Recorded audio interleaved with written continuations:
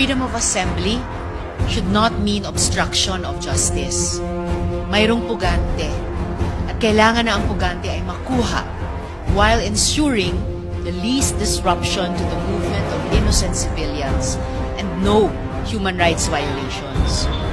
While it is the duty of the police to serve an arrest warrant, there is no excuse for using force, creating fear, compromising the safety of civilians, disrupting the peace in the community, and occupying a place of worship.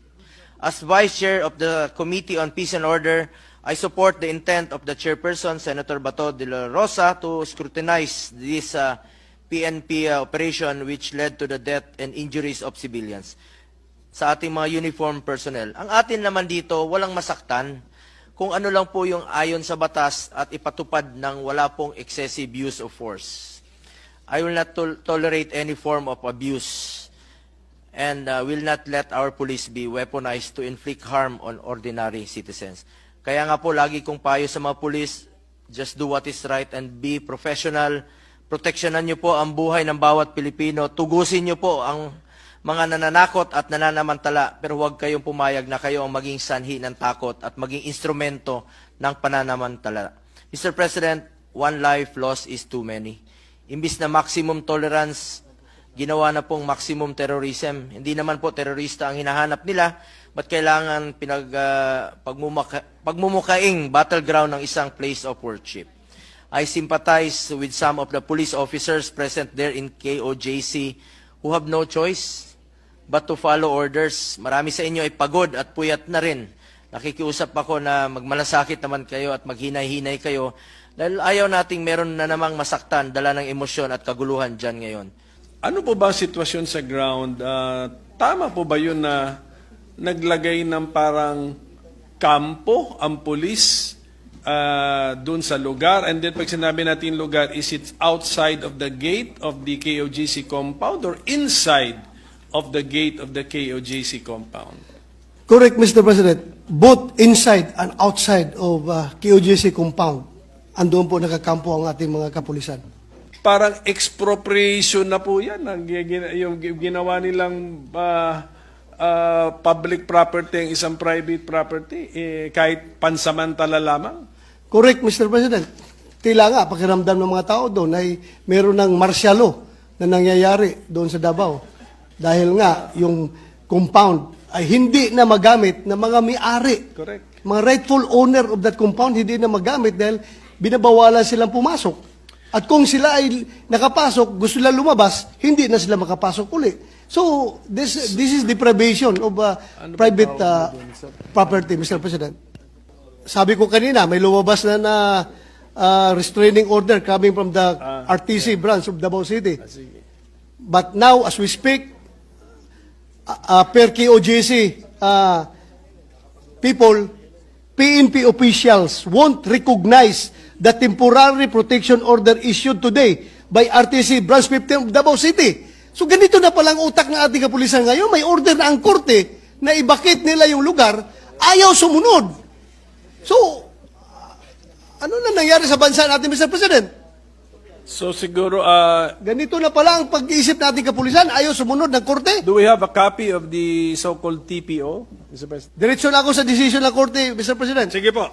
Hence, this court, under the current situation, sees the urgency to direct the PNP 11 to immediately cease and desist from any act or omission that threatens the life, liberty, and security as well as the properties of the petitioners. The PNP 11 is hereby ordered to remove all forms of barricades, barriers, or blockades that bar the access to and from the subject compound and hinder petitioners' religious, academic, propriety rights and the pursuit thereof. Ako po'y nananawagan kay Ginoong Kibuloy na sumuko na at harapin ang pananagutan sa ilalim ng batas. The arrest warrant, as far as I know, is valid. Can be served at any time of Any the day, day, any day, anywhere. any week, anywhere. for as long as you see the subject person of the arrest warrant. But I don't think you can claim that you have found the person because you have found a heartbeat, Mr. President.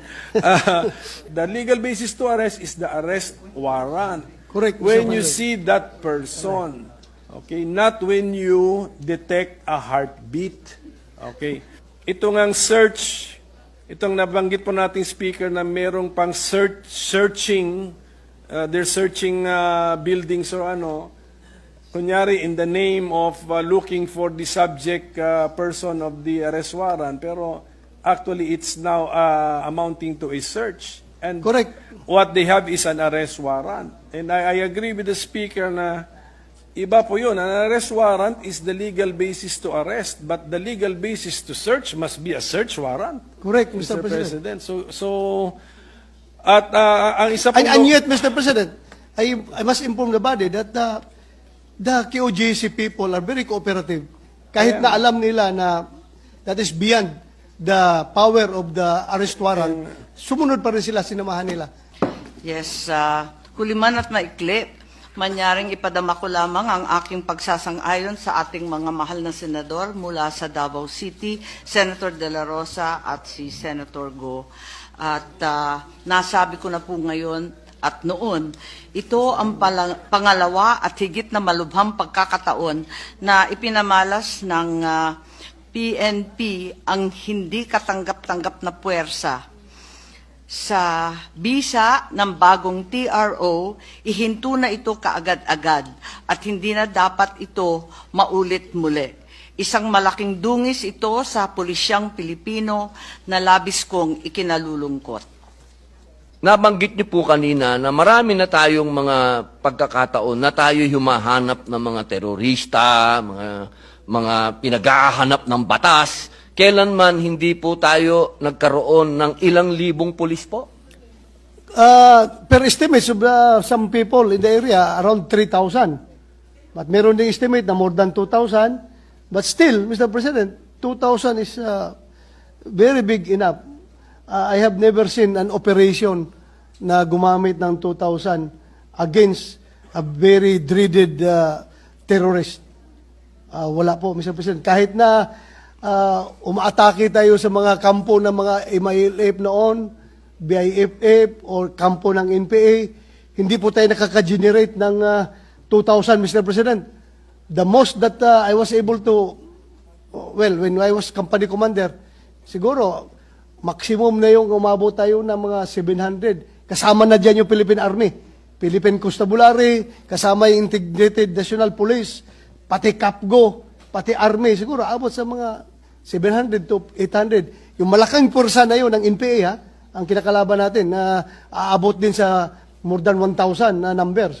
So, I don't know, with this one person only, they were able to dedicate until now, as we speak, andun pa rin yung mga trupa na ganun kadami. I don't know what's the purpose. Is it, are they just flexing their muscle that they want to send the message that we are in charge and we can bully you anytime we want? I hope I'm wrong, Mr. President. Ang may warrant po dito ay iilan lamang na tao. Huwag naman sana na sa nakikita ko at nakikita ng maraming tao, buong KGOC, parang sila lahat ay may warrant na sa mga nangyayari po.